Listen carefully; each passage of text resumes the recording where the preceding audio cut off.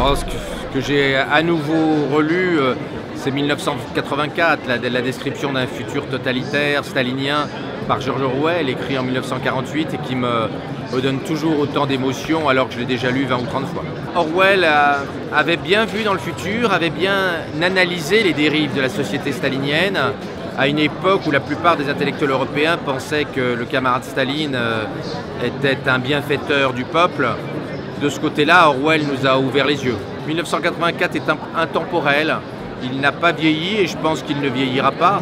Et on voit aujourd'hui de nouveaux régimes autoritaires en Chine, en Turquie, en Russie. La façon dont Orwell a décrypté le totalitarisme gardera du sens, même si technologiquement la société va beaucoup changer. Quand j'étais petit, bien sûr, 2001, l'Odyssée de l'espace de Kubrick m'a beaucoup formé, mais ça commence à être un film qui a vieilli.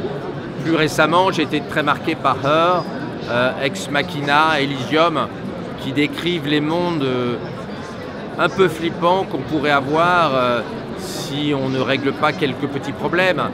Parce que l'intelligence artificielle, les politiques, les philosophes, les profs ne s'y sont pas préparés. Si on ne fait pas attention, on risque d'avoir une société profondément inégalitaire entre ceux qui maîtrisent, qui comprennent bien l'intelligence artificielle, et puis une grosse partie de la population qui pourrait être larguée parce qu'elle n'est pas adaptée à être complémentaire de l'intelligence artificielle.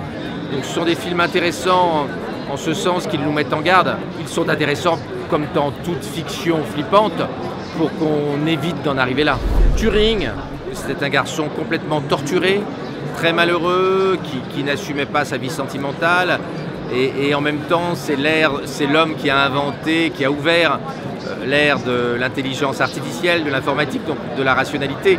Il est saisissant de voir qu'un homme aussi peu rationnel a finalement inventé la rationalité des machines.